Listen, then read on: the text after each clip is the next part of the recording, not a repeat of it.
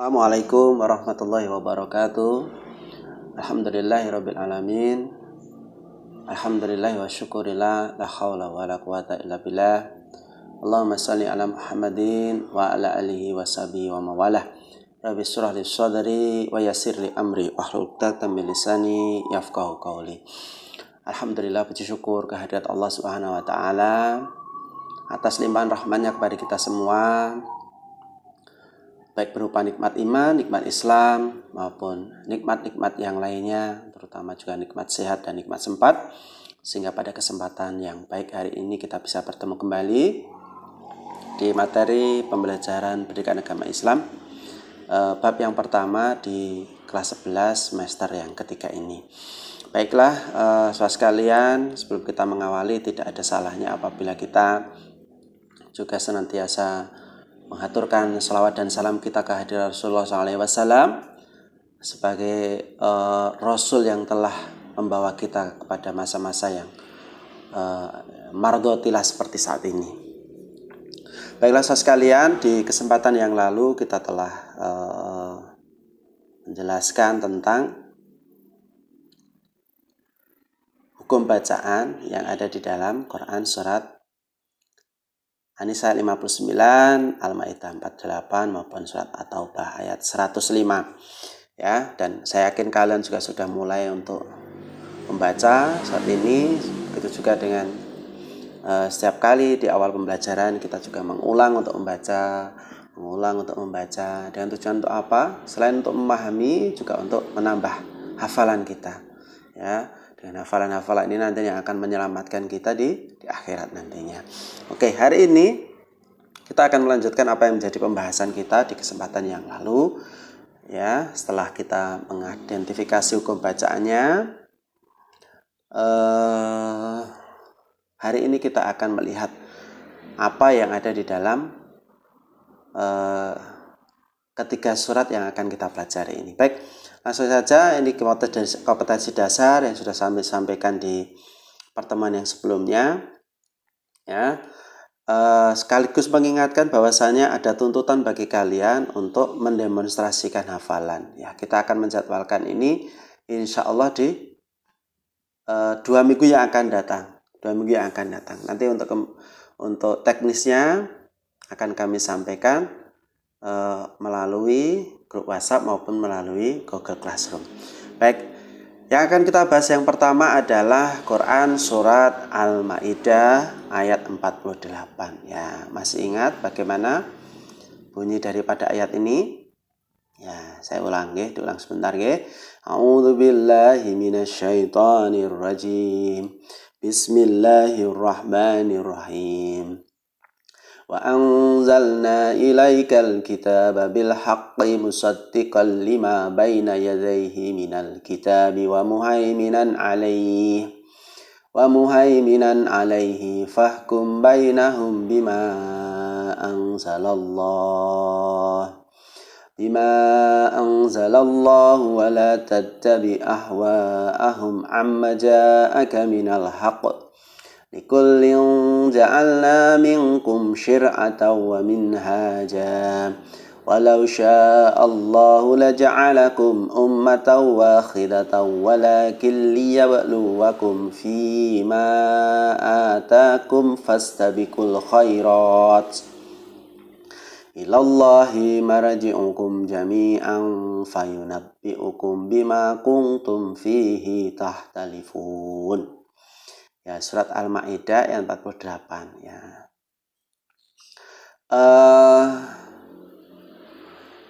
Artinya ya, saya hanya mengingatkan kembali karena kita sudah membahas ini. Dan kami telah turunkan kepadamu Al-Quran dengan membawa kebenaran, membenarkan apa yang sebelumnya, yaitu kitab-kitab yang diturunkan sebelumnya, dan batu ujian terhadap kitab-kitab yang lain itu. Maka putuskanlah perkara mereka menurut apa yang Allah turunkan, dan jangan kamu mengikuti hawa nafsu mereka dengan meninggalkan kebenaran yang telah datang kepadamu. Untuk tiap-tiap umat di antara kamu kami berikan aturan dan jalan yang terang. Sekiranya Allah menghendaki, niscaya kamu dijadikannya satu umat saja. tetapi Allah hendak menguji kamu terhadap pemberiannya, maka berlomba-lombalah berbuat kebajikan. Hanya kepada Allah lah kembali kamu semuanya. Lalu diberitahukannya kepadamu apa yang telah kamu perselisihkan itu. Ya, kita akan melihat ya asbabun nuzul daripada surat Al-Maidah. Asbabun nuzul yang dimaksud adalah sebab daripada turunnya ayat ini. Ya. Asbabun nuzul daripada surat Al-Maidah ayat 48 ini adalah karena adanya penyelewengan dan tindakan menyembunyikan kebenaran ajaran syariat dari kitab-kitab yang dibawa oleh Nabi dan Rasul sebelum Rasul Muhammad SAW. Orang-orang ini menyembunyikan ajaran yang benar dan menggantinya sesuai dengan kepentingan. Ya, jadi sebabnya karena ada itunya, ada upaya untuk menyembunyikan kebenaran-kebenaran yang Allah turunkan, ya, kepada nabi-nabi yang diutus, nabi-nabi dan rasul yang diutus oleh Allah sebelum Rasulullah Muhammad SAW. Nah, maka kemudian turunlah ayat ini. Nah, ada beberapa poin penting daripada surat Al-Maidah yang 48 ini. Yang pertama adalah iman kepada Al-Quran dan kitab-kitab sebelumnya. Ya. Di poin yang pertama ini dari surat Al-Maidah yang 48, Allah Subhanahu wa taala menjelaskan salah satu fungsi Al-Quran. Apa dari salah satu fungsi Al-Quran adalah wa anzalna ilaikal kitaba bil haqqi musaddiqan lima baina yadayhi minal kitabi wa muhaimana alaihi. Ya, artinya, dan kami telah turunkan kepadamu Al-Quran dengan membawa kebenaran, membenarkan apa yang sebelumnya, yaitu kitab-kitab yang diturunkan sebelumnya, dan batu ujian terhadap kitab-kitab yang lain itu. Ayat ini menjelaskan bahwa Allah telah menurunkan Al-Quran kepada Nabi Muhammad SAW dengan hak. Ya, maksudnya bagaimana? Ya, ini membawa kebenaran dan tiada keraguan di dalamnya. Ya. Ini seperti yang dituliskan oleh ya, Ibnu Katsir di dalam tafsirnya. Kemudian pada lafal atau kata musaddiqa, ya, artinya adalah membenarkan. Yang dibenarkan adalah kitab-kitab suci sebelum Al-Quran. Meskipun kata minal kitab ini berbentuk mufrad atau tunggal. Mana yang dimaksud adalah jamak, ya ini al-kutub. Ya, meskipun di situ tertulisnya minal kitab, ya, ini bentuknya tunggal atau mufrad, tapi makna yang dimaksud sebelumnya adalah al-kutub. Ya, jamak. Jadi kitab-kitab yang turun sebelum Al-Quran. Ada Zabur, ya, ada Injil, ada Taurat. Nah, kita paham bersama bahwa Zabur diturunkan kepada Nabi Daud, kemudian Taurat diturunkan kepada Nabi Musa alaihissalam, dan Injil sendiri diturunkan kepada Nabi Isa alaihissalam. Ya, Syekh Wahbas, ya, di dalam tafsir Al-Munir, ya, menjelaskan bahwa muhaiminan alaihi artinya adalah pengawas, pengontrol, dan penjaga kitab-kitab terdahulu, serta menjadi saksi terhadap turunnya Al-Quran ini, sekaligus menjadi saksi untuk mengenai keabsahannya. Ya. Ini adalah merupakan salah satu fungsi daripada Al-Quran. Selain daripada membenarkan bahwa Allah pernah menurunkan kitab-kitab yang sebelumnya, ada Taurat, ada Zabur, dan Injil, Al-Quran ini juga menjadi hakim atas keabsahan kitab-kitab tersebut. Sehingga ketika saat ini dapati ada kitab yang isinya bertentangan dengan Al-Quran, maka ia tidak bisa dipercaya keotentikannya atau keoriginalitasannya atau keasliannya. Nah, apa saja isi dari kitab terdahulu yang sesuai dengan Al-Quran? Ya.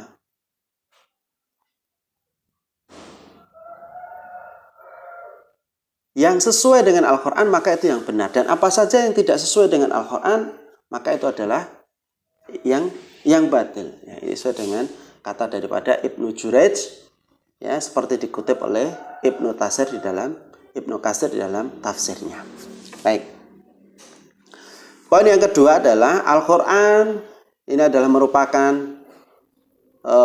sebagai pedoman hidup. Ya. Poin kedua daripada surat Al-Maidah 48, Allah Subhanahu wa taala memerintahkan berpegang pada Al-Quran dan menjadikan Al-Quran sebagai pedoman hidup. Ya. Kita simak lafadznya ya. Fahkum bainahum bima anzalallah wa la tattabi ahwa'ahum amma ja'aka minal haqq. Ya. Pada lafaz itu ya, yang artinya maka putuskanlah perkara mereka menurut apa yang Allah turunkan dan janganlah kamu mengikuti hawa nafsu mereka dengan meninggalkan kebenaran yang telah datang kepadamu. Ya.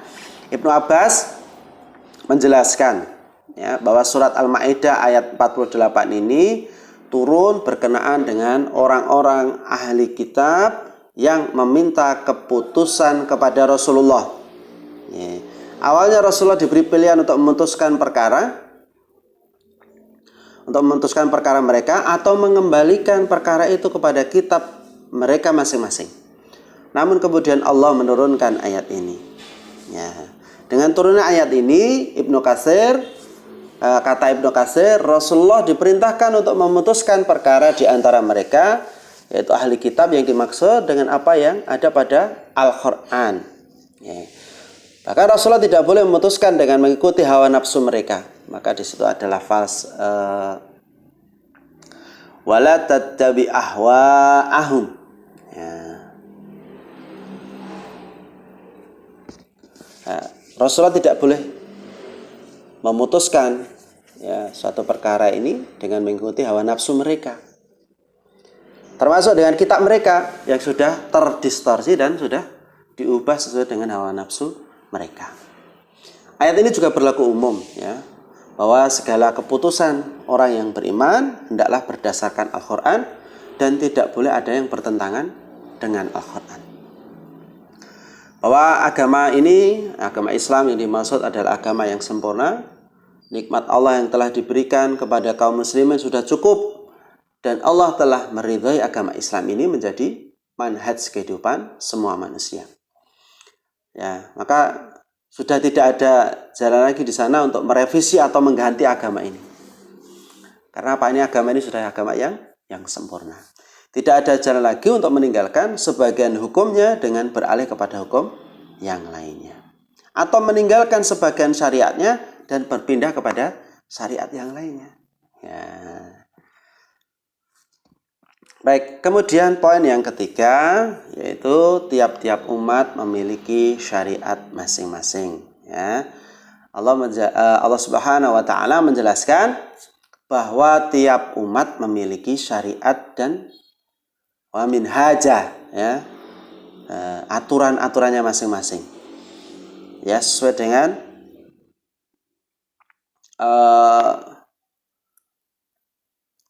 apa yang ada di dalam surat Al-Maidah ayat 48 nih. Likulli ja'alna minkum syir'atan wa minhaja. Ya, untuk tiap-tiap umat di antara kamu kami berikan syir'at atau syariah wa minhaja dan jalan yang terang. Ya. Menurut Ibnu Abbas ya, dan Mujahid, syir'ata adalah tuntunan dan minhaja adalah jalan. Oke. Kemudian Syekh Wahab Al-Zuhaili menjelaskan syir'ata itu adalah apa yang disyariatkan oleh Allah Subhanahu wa taala untuk para hambanya berupa agama, sistem, aturan dan hukum-hukumnya.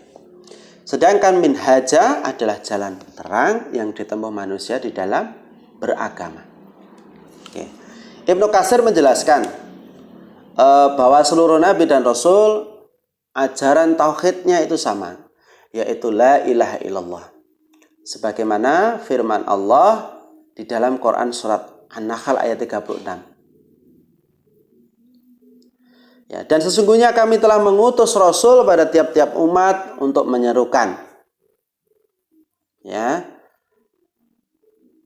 la anibudullah wajtanibut taghut, sembahlah Allah saja dan jauhilah tauhid. Ya, ini sejalan dengan apa yang ada di dalam surat Al-Maidah yang 48. Adapun syariatnya, ya ini mengenai perintah dan larangan kadang berbeda-beda, tetapi inti ajarannya sama, yaitu mengesahkan Allah. Tetapi untuk syariat ada berbeda-beda. Ya. Ada kala suatu hal yang dalam syariatnya diharamkan, kemudian dalam syariat yang lain dihalalkan, dan kebalikannya. Ya. Ada yang diringankan dalam satu syariat, sedangkan dalam syariat yang lainnya diperberat. Ya. Ini dituliskan Ibnu Katsir di dalam kitabnya, ya, Tafsir Ibnu Katsir. Nanti kalian bisa membaca, mencari-cari di perpustakaan. Hal demikian itu, ya, karena mengandung hikmah yang tidak terbatas serta hujah yang jelas bagi Allah dalam menentukannya. Baik, kemudian yang keempat adalah berlomba-lomba di dalam kebaikan. Poin yang keempat ini, ya, Allah berfirman, ya, saya potong, saya bacakan. Walau sya'allahu laja'alakum ummatan wahidatan walakin liyabluwakum fima atakum fastabiqul khairat. Ya, sekiranya Allah mengendaki, niscaya kamu dijadikannya satu umat saja. Tetapi Allah hendak menguji kamu terhadap pemberiannya kepadamu, maka berlomba-lombalah berbuat kebajikan. Ya, seandainya Allah itu menghendaki, mudah saja bagi Allah untuk menjadikan seluruh manusia ini, mulai dari Nabi Adam hingga kiamat, itu menjadi umatan wahidatan, satu umat saja. Namun bagaimana Allah ini menghendaki kita ini dijadikan umat yang berbeda-beda dengan tujuan apa? Untuk menguji manusia. Apakah, ya, dengan dijadikan berbeda ini kemudian mereka mampu untuk bersyukur pada Allah atau tidak? Ya, atau justru malah mereka merasa, saya ini diciptakan bukan oleh Allah, jadi saya ini lahir dari orang tua saya besar karena usaha saya sendiri, saya pandai karena usaha saya sendiri, saya kaya karena usaha saya sendiri, ya, atau yang lainnya. Ya.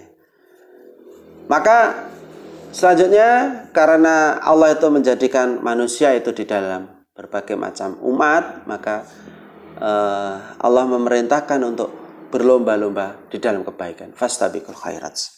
Ya, Ibnu Katsir menjelaskan, Allah telah menetapkan berbagai macam syariat untuk menguji hamba-hambanya dengan memberi pahala kepada orang yang taat dan menyiksa mereka yang durhaka.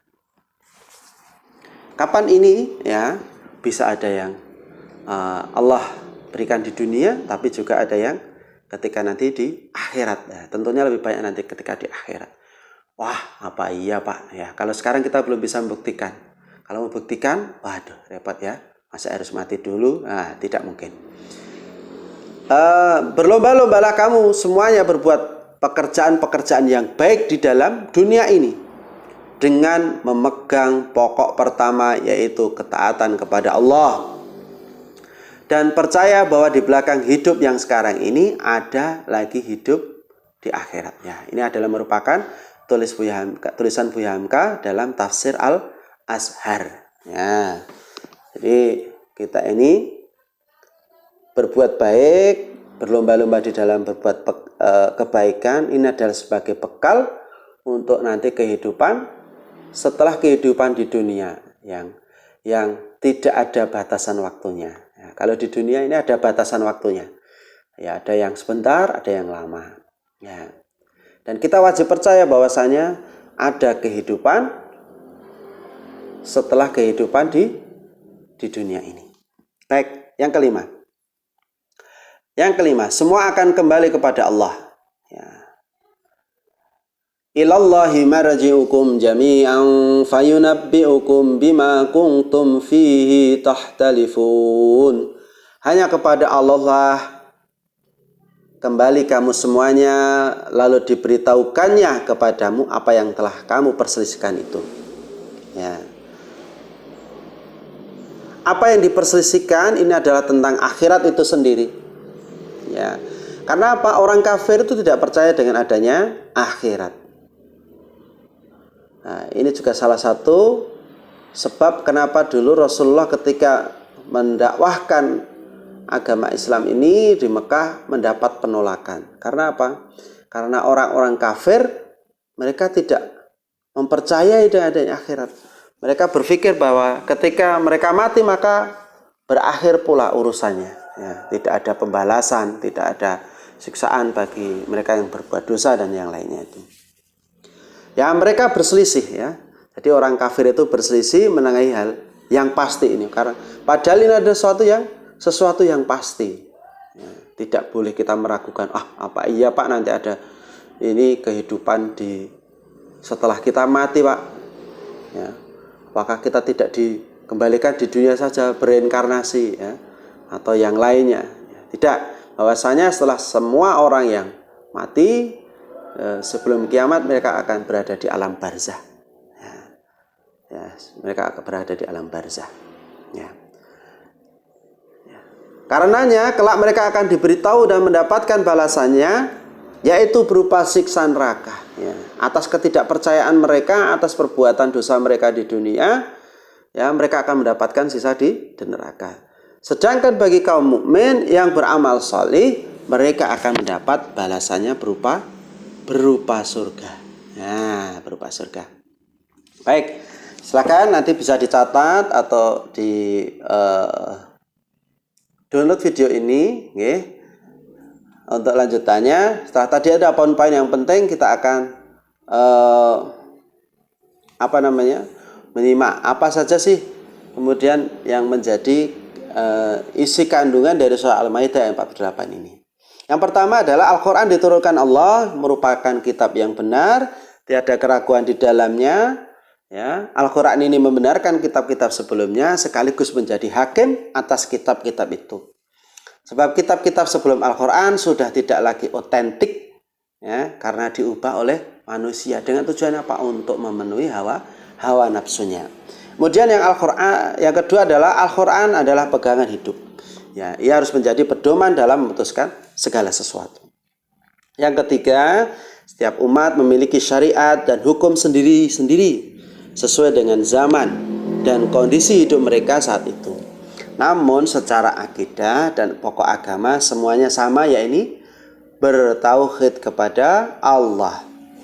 Ya, yang keempat, untuk menjadikan umat manusia beragam, ya, Allah menjadikan umat manusia beragam ini dengan tujuan apa? Untuk menguji mereka dan memberi kesempatan untuk berlomba-lomba dalam kebaikan. Semua manusia akan kembali kepada Allah dan mendapatkan balasan atas apa yang mereka yakini dan apa yang mereka kerjakan di dunia. Ya. Kemudian kandungan yang terakhir, ya, ayat ini adalah ayat yang memotivasi kita semua untuk senantiasa berlomba-lomba di dalam kebaikan atau fastabiqul khairats. Ya. Baik, kita lanjutkan. Ya, setelah kita tadi bahas tentang surat Al-Maidah, kita akan melanjutkan pada pembahasannya berikutnya, yaitu tentang surah An-Nisa ayat 59. Masih ingat ayatnya ya?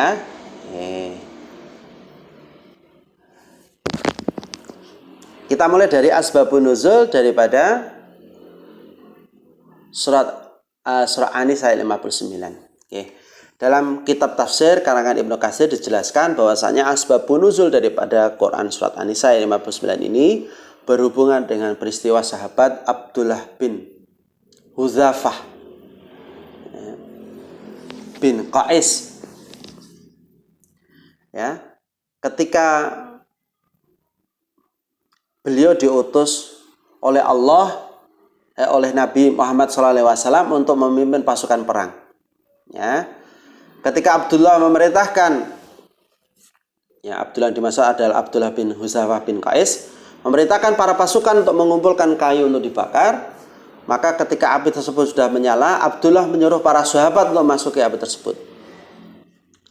Maka ada salah satu pasukan yang bertanya, sungguhnya jalan keluar dari api ini hanyalah Nabi Muhammad.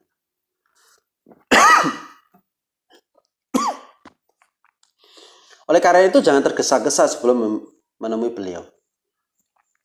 Maka jika Nabi Muhammad memerintahkan kepada kita semua untuk memasuki api ini, maka aku akan memasuki api tersebut. Nah, maka kemudian pergilah para pasukan ini menghadap Nabi Muhammad SAW, kemudian menceritakan hal tersebut. Maka Nabi Muhammad SAW melarang memasuki api tersebut serta menegaskan bahwa ketaatan hanyalah di dalam hal kebaikan. Nah, Imam Ibnu Hajar Al-Asqalani menjelaskan dalam hadis ya bahwa apabila ada perbedaan di antara manusia maka harus dikembalikan kepada Al-Qur'an dan hadis ya. Oke.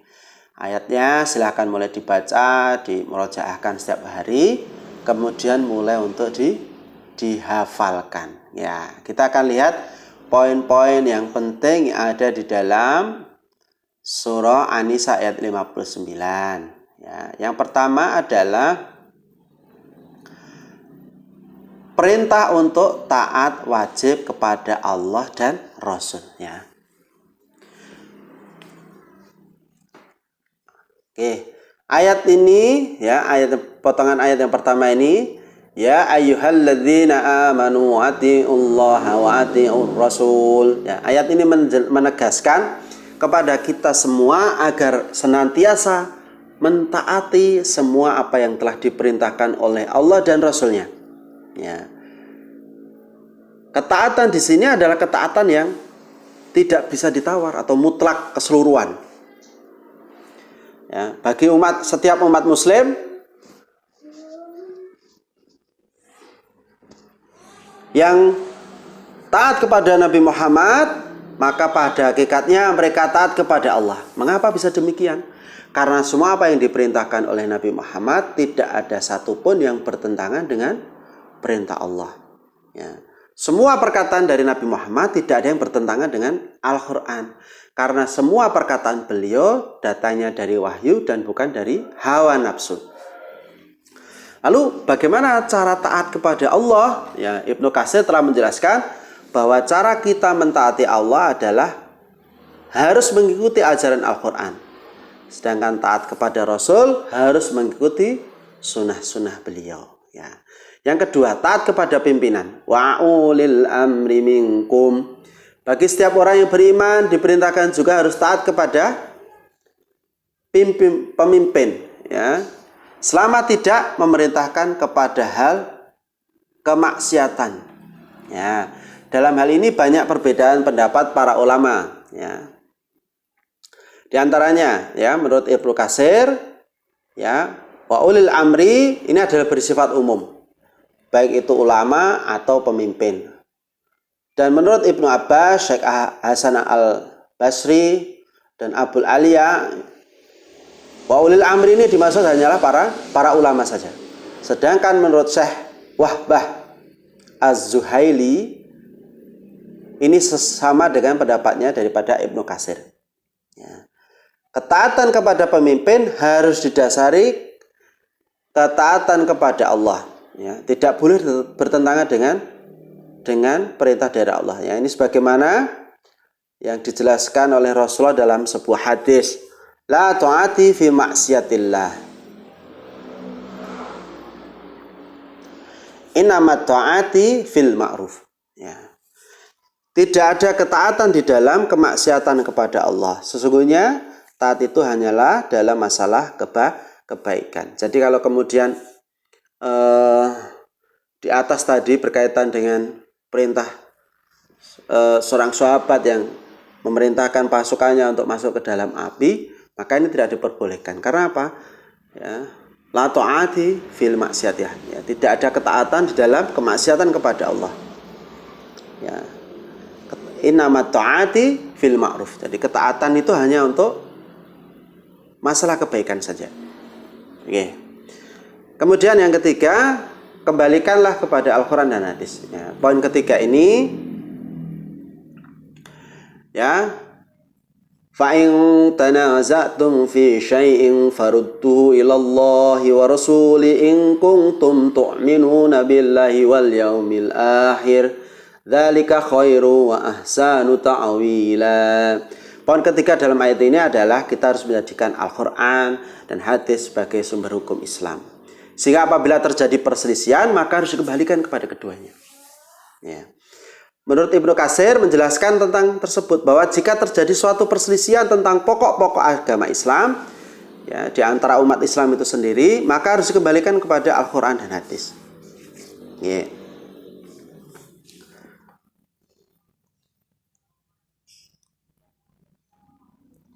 Nah, karena apa rujukan utama daripada menyelesaikan suatu masalah, itu yang pertama adalah Al-Quran. Apabila kita tidak mendapatinya, maka kemudian bisa kita cari di dalam hadis. Baik, kita lanjutkan tentang isi kandungan daripada surat An-Nisa ayat 59. Ya, isinya ada kurang lebih ada 6 seperti yang saya rangkum di berikut ini. Al-Quran dan hadis merupakan sumber hukum Islam. Jadi hal yang diperdebatkan maka harus dikembalikan kepada Al-Quran dan hadis. Kemudian setiap umat muslim yang tidak mau menjadikan Al-Quran dan hadis ini sebagai hakimnya, maka keimanannya harus dipertanyakan. Ya. Kemudian yang ketiga, tanda orang-orang yang beriman adalah taat kepada Allah, taat kepada Rasul secara mutlak, sehingga bisa mengamalkan Al-Quran dan Sunnah Nabi Muhammad. Yang keempat, harus taat terhadap perintah pemimpin selama tidak bertentangan dengan perintah Allah dan Rasulnya. Jika pemimpin memerintahkan kepada suatu yang bertentangan dengan Al-Quran dan hadis, maka tidak ada kewajiban untuk taat kepadanya. Kemudian yang kelima, kita harus mengembalikan kepada Al-Quran jika ingin menghasilkan penyelesaian yang lebih baik serta membawa keberkahan. Yang keenam, salah satu tanda iman seorang muslim menjadikan Al-Quran dan hadis sebagai landasan hukum ajaran agama Islam. Baik. Terus kita lanjutkan di pembahasan surat At-Taubah ayat 105 ya. At-Taubah ayat 105. Ada beberapa poin penting yang kita perhatikan dari surat At-Taubah ayat 105. A'udzu billahi minasyaitonir rajim. Faquli malu fasayarallahu amalakum wa rasuluhu wal mu'minun. Fasatturaduna ila alimil ghaibi wasyahadati fayunabbiukum bima kuntum ta'malun. Artinya, dan katakanlah, bekerjalah kamu, maka Allah dan Rasulnya serta orang-orang mukmin akan melihat pekerjaanmu itu, dan kamu akan dikembalikan kepada Allah yang mengetahui akan yang gaib dan yang nyata. Lalu diberitakannya kepada kamu apa yang telah kamu kerjakan. Ya. Oke. Poin penting yang pertama adalah kita diperintahkan untuk beramal dan bekerja. Ya. Sesuai dengan awal daripada ayat ini, waqul i'malu, dan katakanlah bekerjalah kamu.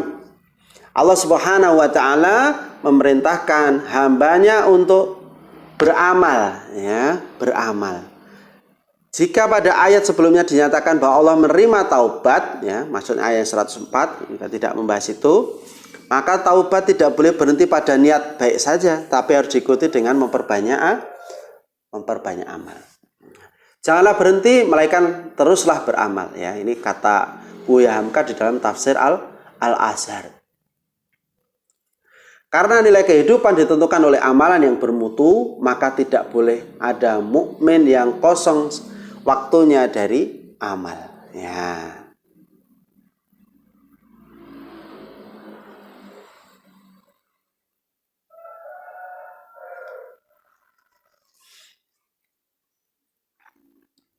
Lebih jauh juga Buya Hamka menjelaskan bahwasanya kehidupan yang luas ini membutuhkan beragam profesi. Ya, dibutuhkan pedagang, petani, dokter, guru, pejabat, pengusaha, dan berbagai macam profesi yang lainnya, ya, yang membentuk spesialisasi. Karena apa? Kehidupan ini, ya, membutuhkan itu semua, ya. Maka kita wajib sebagai muslim yang baik itu untuk bekerja dan beramal. Ya. Kemudian yang kedua, Allah melihat amal dan pekerjaan. Fasayarallahu amalakum wa rasuluhu wal mu'minun. Ya. Maka Allah dan Rasulnya serta orang-orang mukmin akan melihat pekerjaanmu itu. Allah juga memotivasi hambanya untuk beramal dengan ikhlas dan sungguh-sungguh. Tak perlu ya mencari popularitas, ya, tak perlu mengejar pujian, karena Allah melihat amal-amal itu. Jadi tidak perlu dinampakkan apa yang kita kerjakan, apa yang kita lakukan, ya dengan tujuan untuk apa? Ya hanya untuk mencari popularitas, dengan tujuan untuk apa? Mendapatkan pujian. Naudzubillah min dzalik ya. Karena apa? Amal-amal yang telah kita lakukan itu, amal-amal baik itu sudah dilihat oleh Allah. Ya. Semasa hidup Rasul, ya, semasa Rasulullah masih hidup, beliau juga melihat amal-amal itu. Ya, demikian pula kaum mukmin akan melihat amal-amal itu. Jadi orang yang baik, orang yang senantiasa berbuat baik, meskipun tidak diceritakan, orang-orang di sekitarnya juga akan tahu bahwa dia adalah orang yang baik. Ya, tapi kalau dia orang yang baik, orang yang tidak baik, ya, meskipun dia menampakkan, orang juga akan tahu bahwa dia orang yang tidak baik. Ya. Yang menarik pada firman Allah ini, ya, pada lafal fasayarallahu amalakum wa rasuluhu wal mu'minun, ya, yang dilihat Allah adalah amalakum, ya, amalmu, pekerjaanmu, usahamu. Itulah yang dilihat oleh Allah, bukan hasil usahanya, bukan hasil pekerjaannya. Nah, maka ketika kalian sedang mengerjakan tugas di kelas daring ini, sedang mengerjakan ulangan harian, penilaian harian, baik itu ketika daring maupun luring, ya.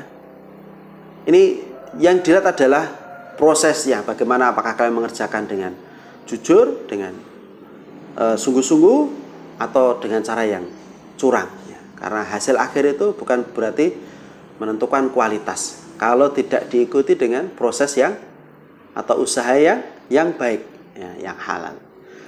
Ayat ini motivasi kepada kita untuk terus beramal dan bekerja dengan sungguh-sungguh. Ya.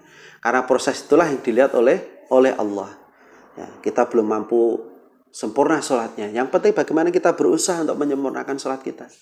Bacaannya masih, ya, kadang belum benar, hafalannya masih belum banyak dan sebagainya.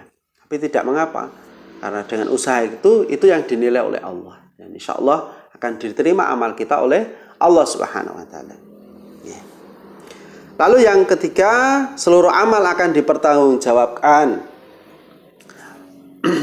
Ya. Wasatturaduna ila alimil ghaibi wasyahadati fayunabbi'ukum bima kuntum ta'malun. Dan kamu akan dikembalikan kepada Allah yang mengetahui akan yang gaib dan yang nyata. Lalu diberitakannya kepadamu apa yang telah kamu kerjakan. Ya. Seluruh manusia akan dikembalikan kepada Allah. Kapan itu? Ketika nanti kiamat. Dialah yang maha mengetahui yang gaib dan yang nyata.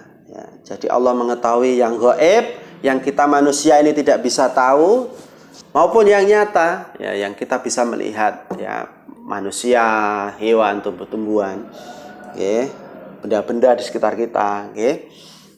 Tapi Allah tahu semua, bahkan yang tersembunyi di dalam hati kita. Ya. Dialah yang mengetahui niat dan amal-amal manusia. Ya. Dialah yang mengetahui apa yang tersembunyi dan apa yang terbuka. Ya. Dia akan memberikan balasan atas setiap amal, serahasia apapun amal itu. Tidak perlu kita ceritakan, tidak perlu kita nampakkan, bahwasanya Allah itu tahu amal yang kita kerjakan dan pasti akan mendapatkan balasan sekecil apapun. Ya. Tidak mungkin terlewat dari pengamatan dan catatan Allah Subhanahu Wa Taala. Baiklah, yang berikutnya adalah kandungan dari surat At-Taubah 105. Yang pertama, Allah memerintahkan hambanya untuk beramal dan bekerja. Sebaliknya Allah melarang sikap malas dan membuang-buang waktu. Ya. Contohnya apa? Ini yang sedang menjangkiti anak-anak muda zaman sekarang itu, bermalas-malasan, membuang waktu itu ada bermain-main game, ya, bermain-main game di depan komputer, laptop, di depan HP, ya, seolah-olah belajar ternyata hanya bermain game atau melakukan hal-hal yang tidak ada kaitan dengan pembelajaran. Ya. Ada yang ketika belajar seperti ini kemudian ya tidak menyimak tapi justru ya main game atau melihat yang lainnya, ya, yang tidak ada kaitannya dengan pembelajaran. Ya, maka Allah melarang ini, melarang sikap malas dan membuang-buang waktu. Yang kedua, Allah melihat dan menilai setiap amal hambanya. Karena setiap amal harus dilakukan dengan ikhlas, bukan karena ria dan mengharap pujian manusia. Yang ketiga, Allah memotivasi hambanya untuk bersungguh-sungguh dalam proses amal dan pekerjaannya. Karena proses itulah yang dilihat dan dinilainya. Allah tidak menilai hasil dan dari usaha tersebut. Yang keempat, Allah mengetahui seluruh perbuatan manusia, baik yang tersembunyi maupun yang terang-terangan. Yang kelima, setiap manusia akan kembali kepada Allah dan mempertanggungjawabkan setiap amalnya. Baiklah anak sekalian, saudara sekalian yang dirahmati Allah Subhanahu wa taala, berikut tadi adalah merupakan pembahasan dari Quran surat Al-Maidah 48, An-Nisa 59 dan At-Taubah 105. Terima kasih sudah menyimak dan semoga Allah memberikan kemudahan dalam kita dan dimudahkan di dalam memahami ajaran agama ini. Karena menuntut ilmu ini adalah kewajiban yang fardu ain, ya, termasuk belajar seperti ini, dan semoga Allah menjadikan kita sebagai orang yang dimudahkan. Salah satu orang yang ciri daripada orang yang mendapatkan rahmat dari Allah itu adalah dimudahkan di dalam memahami ajaran agama, ya, dan mengajarkannya. Baik, terima kasih. Banyak salahnya saya mohon maaf. Bila taufiq wal hidayah. Assalamualaikum warahmatullahi wabarakatuh.